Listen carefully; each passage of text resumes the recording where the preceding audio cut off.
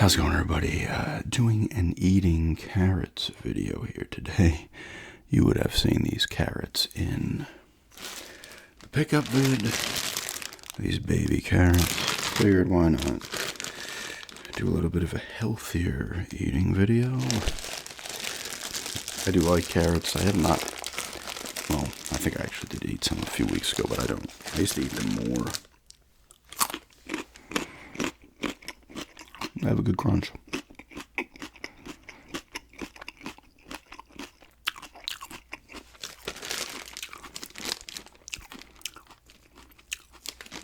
Serving size is 3 ounces, but there's 5 servings a bag, so that's a decent amount of carrots per serving.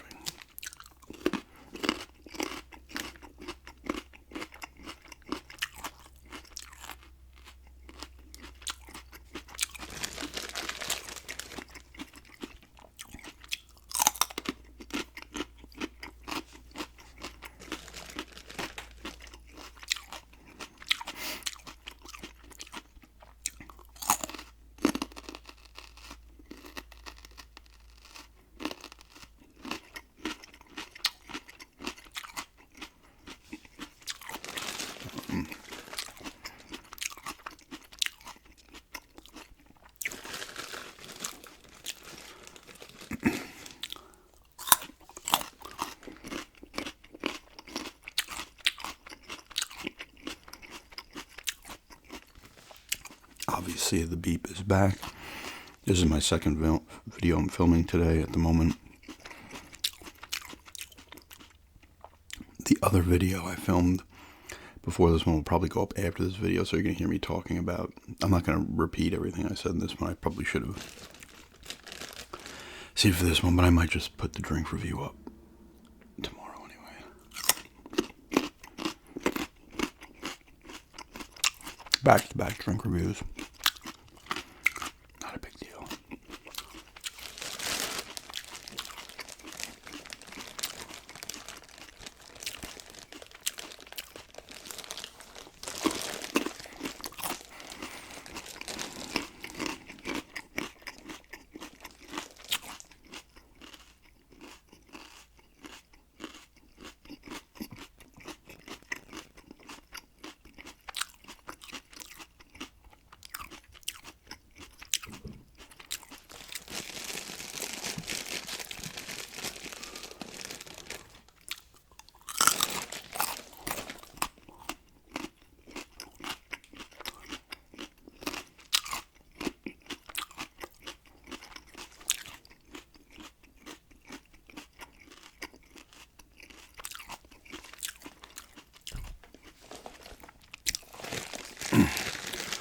That movie Hard Eyes looks pretty decent. That's that slasher movie kills couples on Valentine's Day.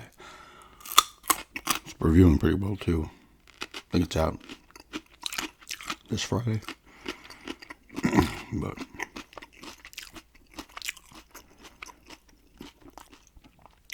not a lot of movies coming out I'm that interested in.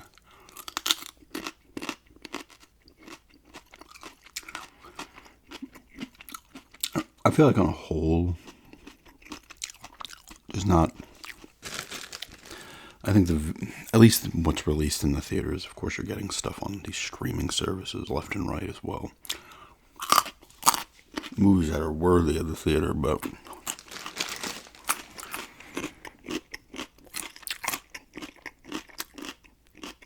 end up on Apple or Netflix or Amazon, Paramount, whatever it may be.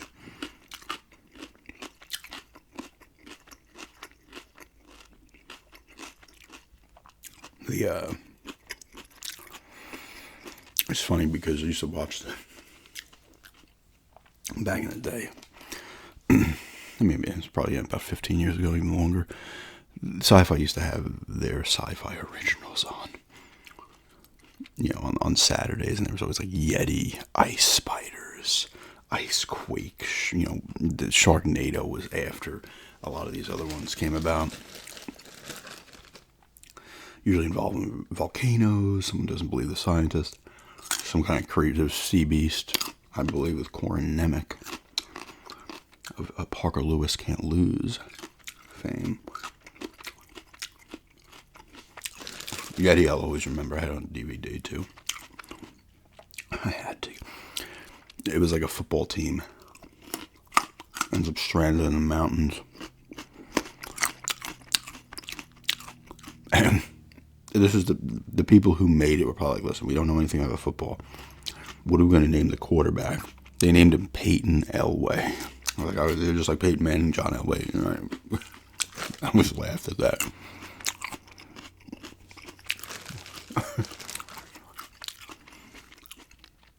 Ice Spiders is a classic.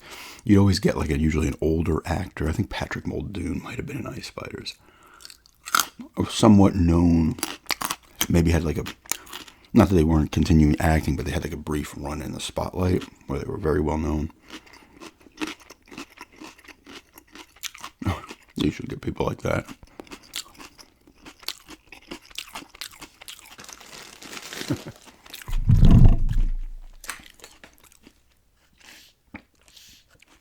Every Saturday, though, it'd be like Firequake or whatever. But the funny thing is, this had to be like, we saw it in Florida, whenever Geostorm, I think it was. That would have been a sci-fi original. They just gave them bigger budgets and some more well-known actors. That movie sucked. It was like it should have been on sci-fi. Same thing with like Moonfall. The moon is a creature. It's like, didn't that happen in like Dead Space? Was it like Dead Space 3's DLC? The moon was a necromorph. That's what they're called in Dead Space, right? And all of a sudden it like eats the earth. Like that was the DLC. Or some shit. That's pretty cool. But Moonfall would have been a sci-fi original, like.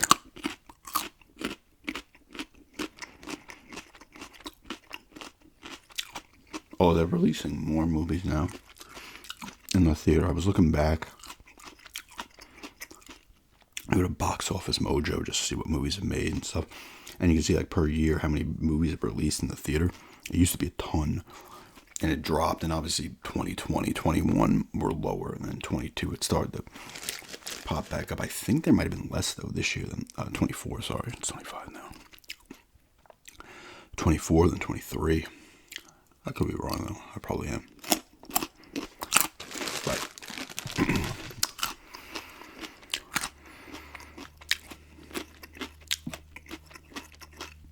at least for me personally, I just feel like there's not enough. What comes out in the theater these days, it's just not enough that I feel like I have to see in the theater. Like in 24, I mean, we go through the moving stuff and everything. So even back in Long Island, we were trying to figure things out and packing and everything. You weren't getting to a ton anyway, but since we've been down here, we saw Sonic 3, Twisters, Heretic, and Speak No Evil. That's 4, and we did see The Strangers. Chapter 1 was the last movie we saw up on Long Island. That was in Seaford, too, classic Seaford Theater. First movie I saw in there was, I think it opened in 2000, summer 2000. The first movie we saw in there was the first X-Men movie. Classic theater, but it's not like, well, if you live in New York, on Long Island specifically, you have like the Farmingdale, the big multiplexes that towns will have. But Seaford was more like almost an in-between. I used to love those kind of theaters. Belmore has one similar. Merrick did, but I think they might have closed the Merrick one.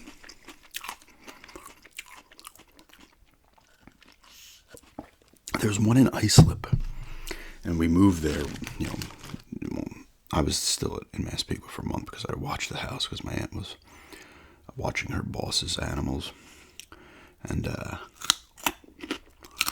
get there, and they had a small little theater, old school looking theater, maybe like 4 or 5 movies in it. And COVID hit, it was gone, never came back. I was like, oh man, I really wanted to go there. Lindenhurst also had one, but it might have been closed a while before. I don't know exactly when, but they would sell. Back in the day, they would do like $1 movies on like a Tuesday or $3 or some shit. But Most of the movies I saw on Long Island were either in, the most would have probably been in the Sunrise Mall. Actually, it might have actually been Seaford. Because I was seeing movies in the late 80s. And most of them were in Sunrise Mall, like Total Recall. The first Batman with Michael Keaton was 89, I believe. Total Recall might be like 90. Seaford we saw a ton into. And the Farmingdale Theater is the big one, and the smaller one, that's literally, they're like a quarter mile from each other.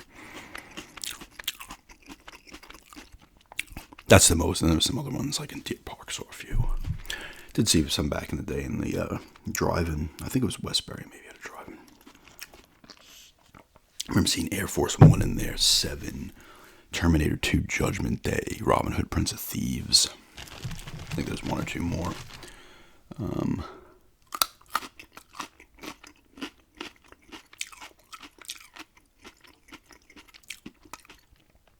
I did a show and tell once of old movie stubs I still have.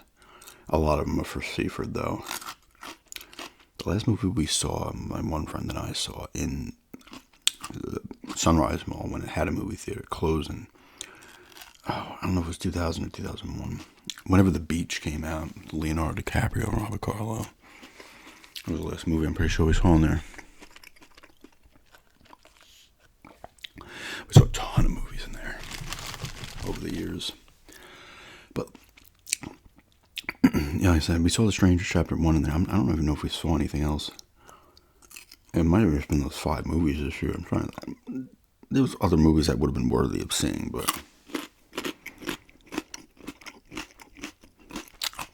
there's a lot of movies I could back on, whatever, I can wait for it to be out, on streaming or whatever.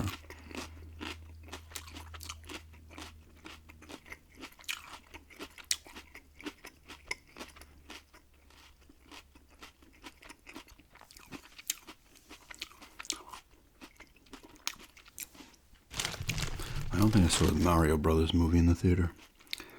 I like that movie, but I don't know, there was almost something soulless about the Mario movie, Super Mario Bros. Movie. Definitely compared to the Sonics. The Sonics have more heart, and they seem more heartfelt, and they have more just soul to them. They don't seem the Mario Brothers movie seemed a bit lifeless. Looked great, but there's something about it to me, and maybe, am I right? Like, did any of you feel the same way?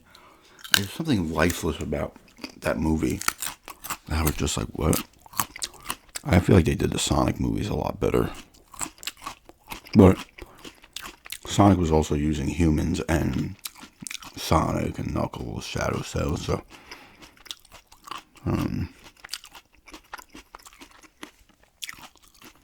don't know, something about that Mario Bros. movie. I didn't hate it, but it's when I saw it once, I was like, alright, I'm good. I don't need to see this again.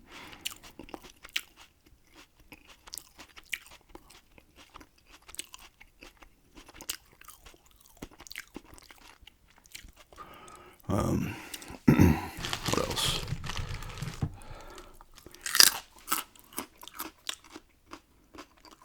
Sorry about that.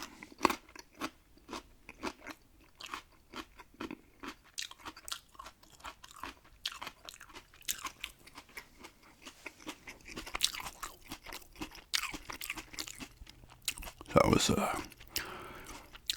used to go to the theater a lot, though. Still my greatest. I've talked about this a million times, but this is now a ramble just about movies that I've seen. Blair Witch Project, still the only movie that ever had me on the edge of my seat in the theater. I know some people can't stand that movie. That and Ravenous bounce between my 2 favorite movies of all time.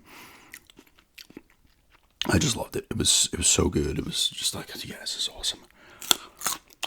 I talked about, it wasn't the first found footage movie either. I think there was something else in like maybe 98. There's another one that I had seen. I only knew about this because I saw it on Amazon, I think, or maybe Tubi has it too. Tubi has everything. Tubi's great.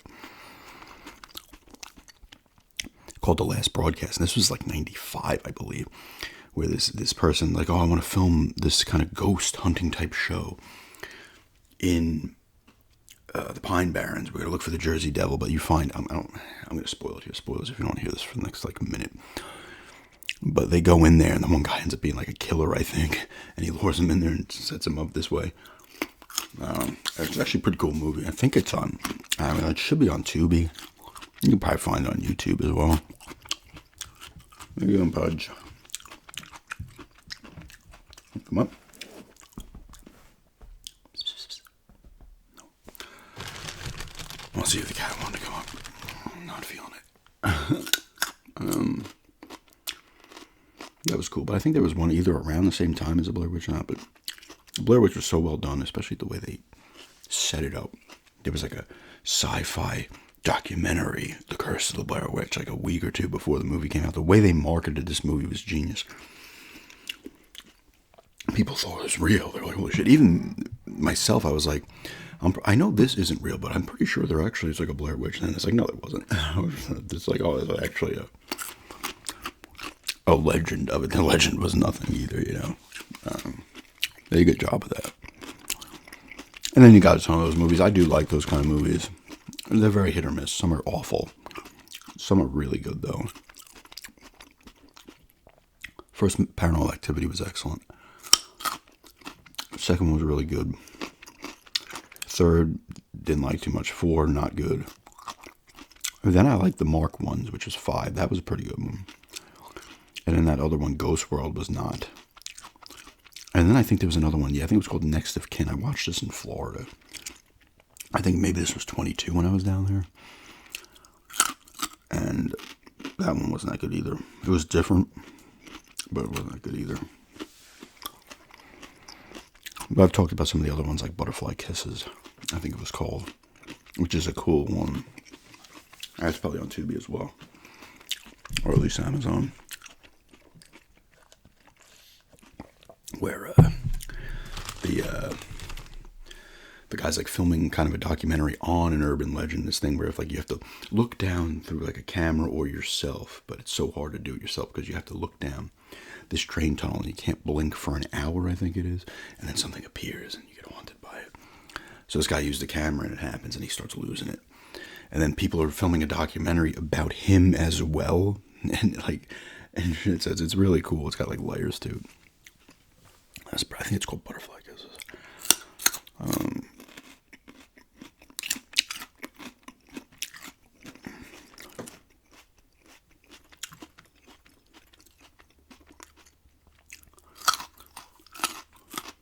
Super Dark Times as well. No, that was not a found footage. I think it's Super Dark Times.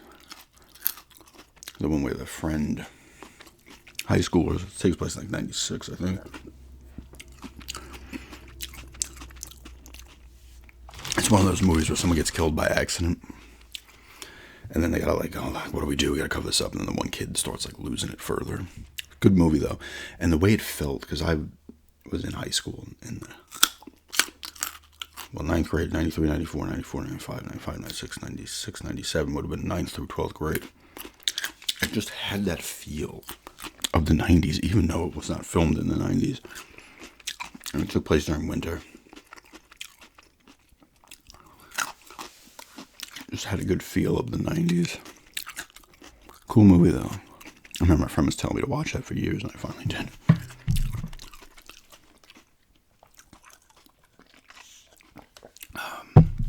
Let's call this in a movie's ramble.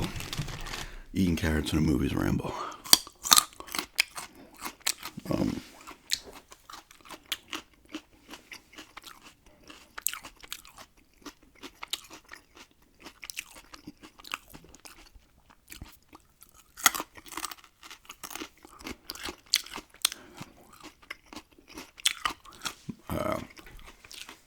I was in New York a couple weeks, was that last week, 2 weeks ago now?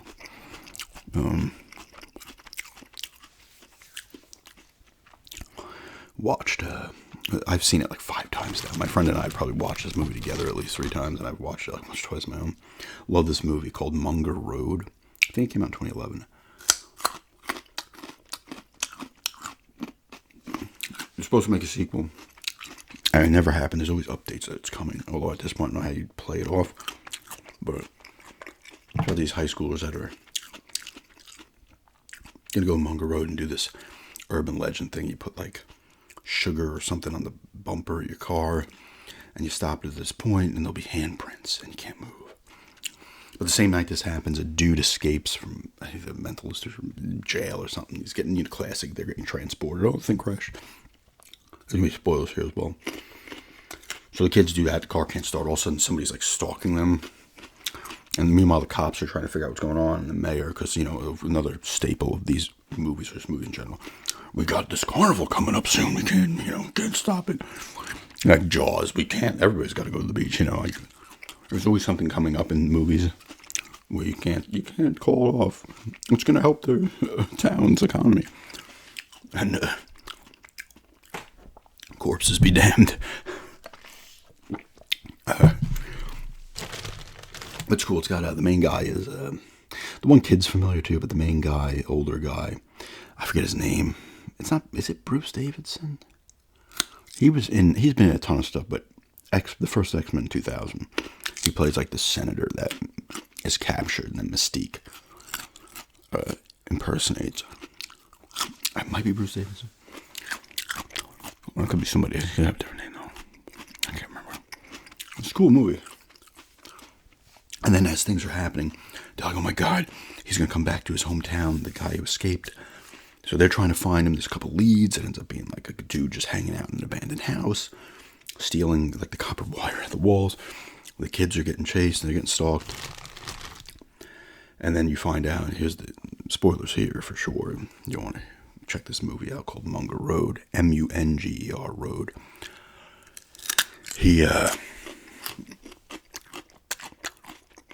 You find out at the end, like, this guy is grabbing these people, the two kids, he's messing with them, and then he disappears with the girl, I think. You don't see her get killed. And the cops find the house, there's a tunnel of shit. And they're like, it doesn't really, all of a sudden, it gets, like, creepily paranormal. Like, it couldn't have been the guy, I forget the killer's name, it couldn't have been him. He got hit by a car, like, the night the kids' watches, like, stop. Sorry about that. At a certain time. That's like the time the guy died that night before, when all of a sudden their watches stopped and shit started happening to them. So it's kind of cool at that. And then, like, to be continued never happened. Unfortunately, it sucks. Every time I watch, I'm like, mother, I really wanted another one of these. Another cool one, I was talking to this, they had posted a thing on Instagram, and I responded to it because it's a great movie. This movie, I think it was one of the After Dark horror fest movies they used to do back in the day. Not probably, still probably like 2008, maybe Lake Mungo came out. After Dark Horror Fest, number 8 or whatever. It was called Lake Mungo. Cool movie. It's almost like a documentary. Like, this girl dies and the brother, they're like filming a documentary about something, and then he starts taking pictures, and all of a sudden she's in the photos, right? There's more spoilers here as well.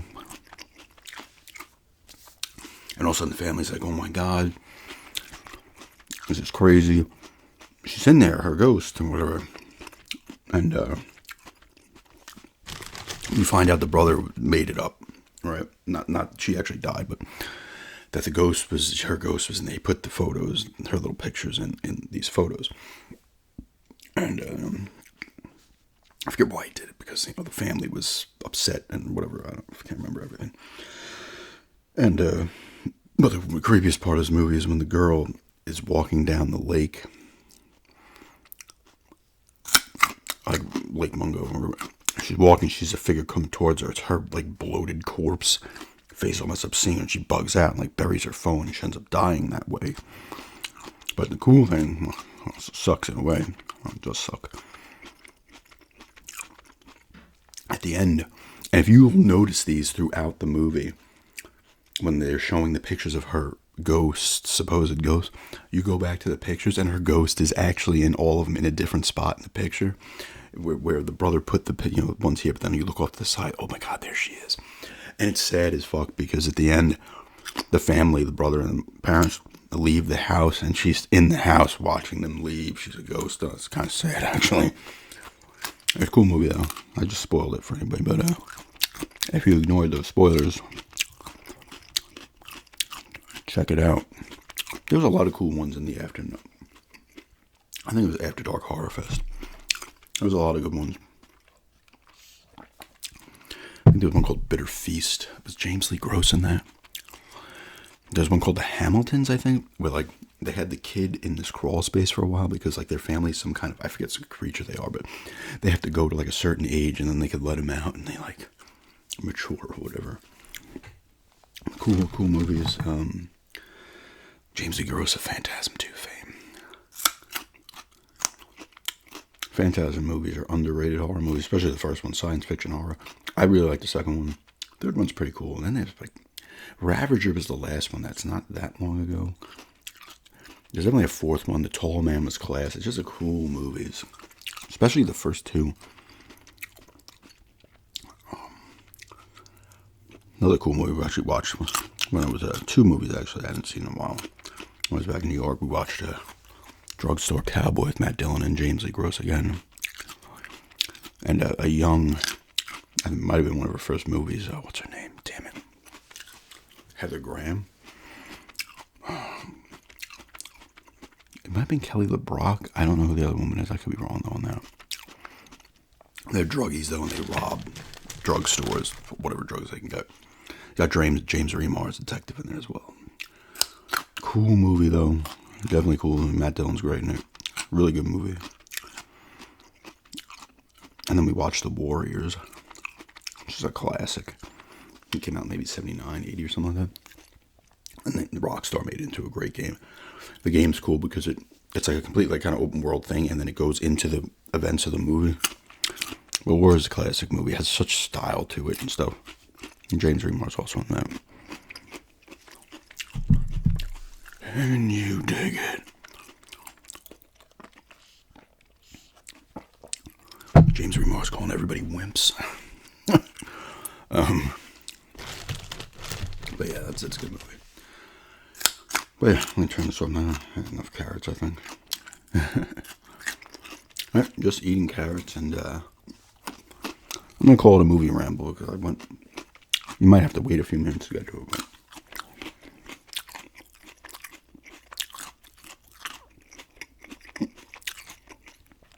I would recommend Mungo Road, The Last Broadcast, Lake Mungo, Phantasms, Ravenous, Blair Witch. I'll finish off here. I don't want any more of these, but Blair Witch 2: Book of Shadows with Jeffrey Donovan of Burn Notice fame. I ended up popping up in season 4 as well. He's been in some movies also. I like Blair Witch 2: Book of Shadows. So in the theater, my friend, when that came out, like 2000, it was like a year later. They're trying to bank on the popularity, right? Also had some cool stuff where they were acting like it was real and they're selling merchandise and stuff. Oh, this is where it happened and stuff. Cool movie, actually. I got shit on badly. I thought it was pretty cool. I definitely checked that out as well. Then they did that other one. It was funny too because it was a review that came out early of the movie that said it was sick, but you find out like they were part producers on the movie. I was like, yeah, sure. It was just okay. But that was a direct sequel to the original. Like, I think Heather's brother was looking for her. It had some creepy moments, but I don't know. But anyway, that's just the movies ramble and eating some baby carrots. But thanks for checking this out, and have a good day.